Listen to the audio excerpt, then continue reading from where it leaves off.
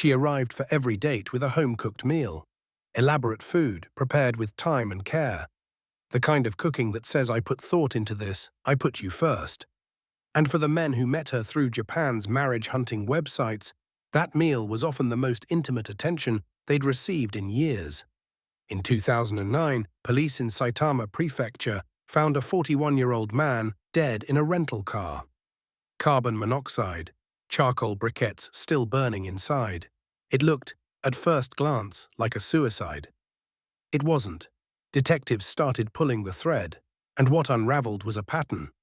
Lonely men, marriage websites, a cheerful woman who cooked extraordinary meals, and a string of suspicious deaths stretching back at least 2 years. Her name was Kanae Kijima, and by the time it was over, Japan would call her something else. The Black Widow, the Konkatsu Killer.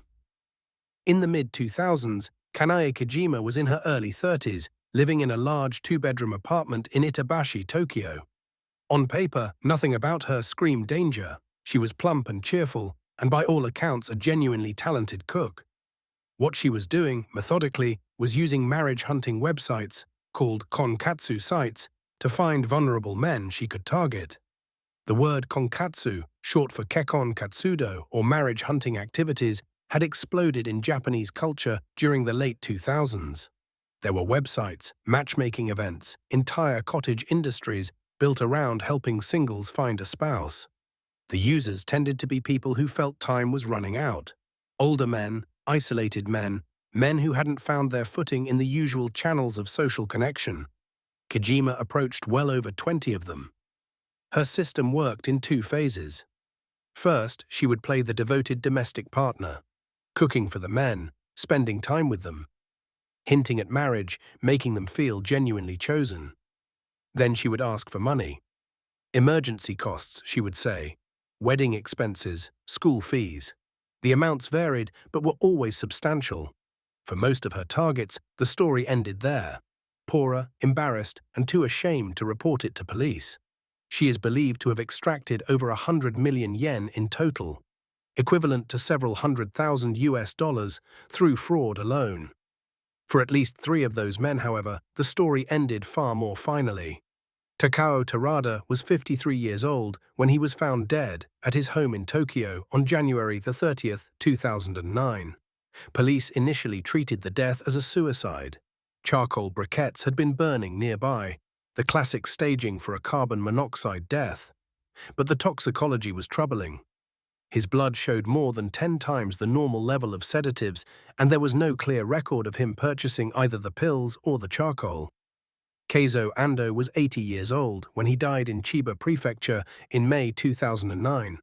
Again, the circumstances raised questions, but an elderly man dying unexpectedly was easier to overlook. Then came the death that broke the case open. On August 6, 2009, a 41-year-old man named Yoshiyuki Oida was found dead in a rental car parked in a lot in Fujimi, Saitama. Carbon monoxide, charcoal briquettes. But Oida had no driver's license, no vehicle, and there was no record of him ever renting a car or buying charcoal. His blood showed elevated sedatives. Again, no prescription. Investigators, for the first time, looked beyond the surface and began tracing the one thing all 3 dead men had in common: a woman they had met through a marriage-hunting website. The method was effective in its terrible simplicity. Kijima would meet a man online, build the relationship over weeks or months, and eventually cook for him, at her apartment or his. Into the food, or possibly into drinks, it is believed she mixed sleeping tablets. The exact delivery was difficult to establish in court because she was never caught in the act.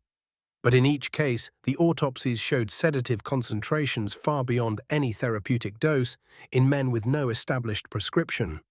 Once a man was incapacitated, she is believed to have set up rentan, traditional coal briquettes, in an enclosed space, then left before the carbon monoxide reached lethal levels. The scene, when discovered, would read as a sad but plausible suicide. The power of this staging was how precisely it exploited existing assumptions. In Japan, where suicide rates have historically been high and carbon monoxide poisoning via charcoal is a recognized method, Investigators were conditioned to look at the scenario and see tragedy rather than murder. Kijima understood that. Prosecutors argued she was counting on it. The Oida case in Fujimi finally broke that pattern because the physical evidence was simply too inconsistent with any act of self-destruction. After each death, she did not run. She went back to the websites, found the next man, and started cooking again. What caught her initially was not the murders at all. She was arrested in September 2009 on fraud charges after a man in Nagano Prefecture reported being swindled. Between September 2009 and January 2010, she was rearrested a total of 7 times on various fraud and theft charges as more of her targets came forward. Detectives were building the homicide case simultaneously. On February 22, 2010, Kanae Kijima was formally charged with murder.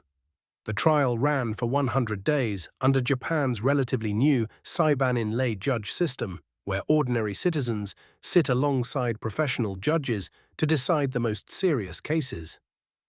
The prosecution's answer was direct: money. Kijima had built a system for extracting large sums from men she met online. The 3 men she was convicted of killing had each given her money she was not prepared to repay. The motive, the court found, was to eliminate anyone who might demand their money back, report her to police, or expose the scheme. Once a man was dead, the debt died with him.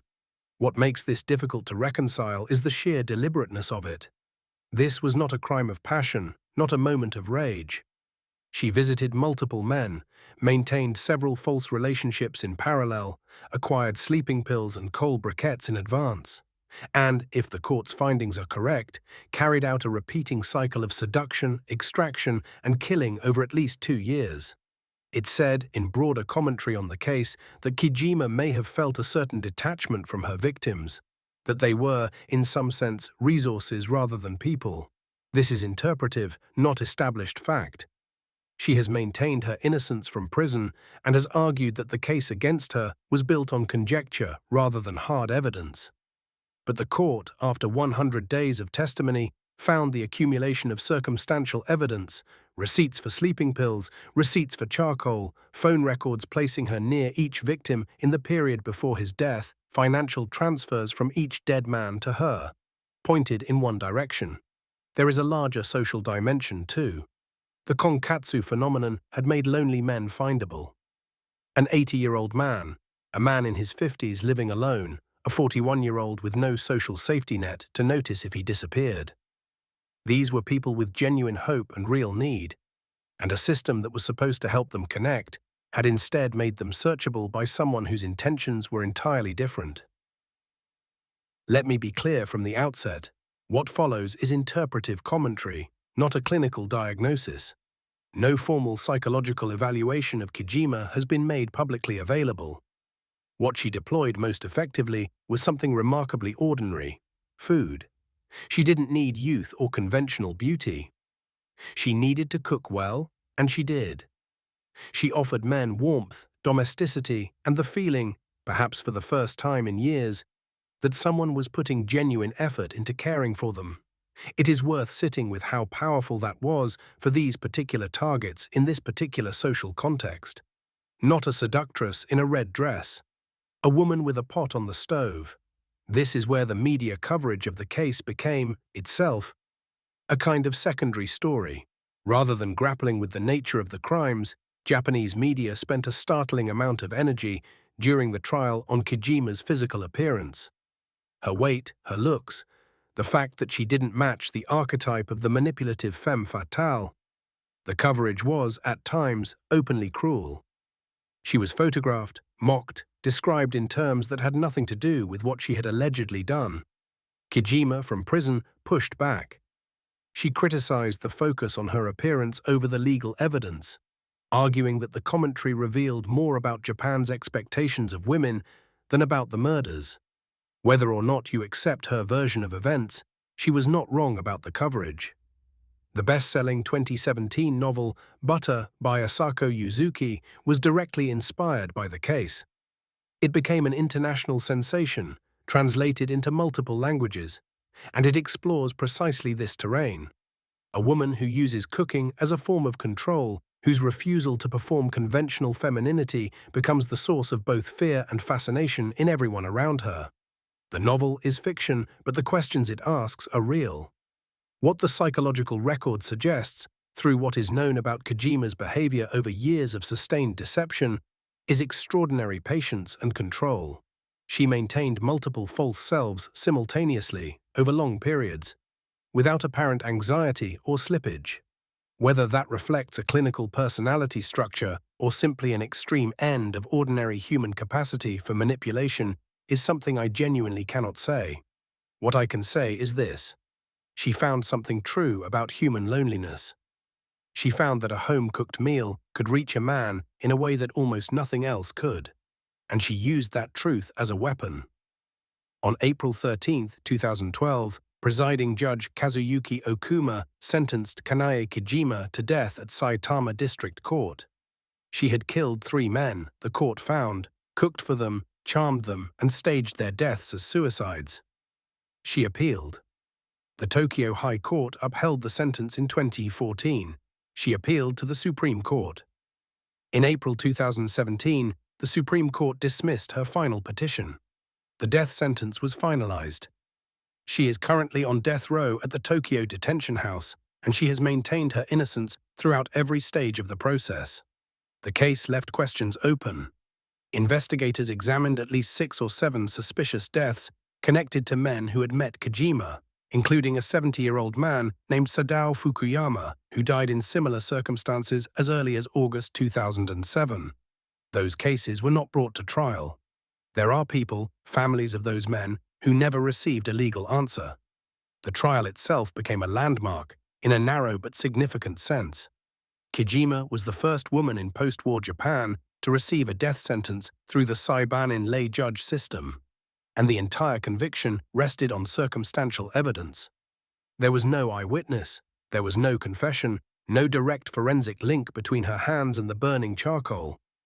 What there was, a pattern of purchases, a pattern of deaths, a pattern of financial transfers, and a consistency of method so pronounced that the court found it could only mean one thing.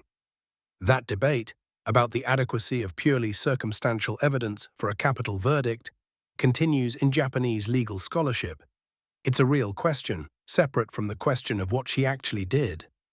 And then there is Butter, turning her story into literature that sold millions of copies and forced readers to sit with uncomfortable things.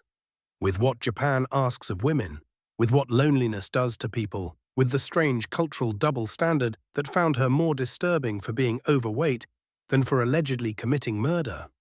What I come back to is the men. The ones who logged on to a marriage website because the ordinary routes to human connection had closed off, one by one, over the years. The ones who got a home-cooked meal and felt briefly like someone had chosen them. That was real. The need was real, and someone found a way to turn it into a killing method. Thanks for watching. If this case stayed with you, subscribe, because the human story underneath every one of these cases is always where the real weight lives.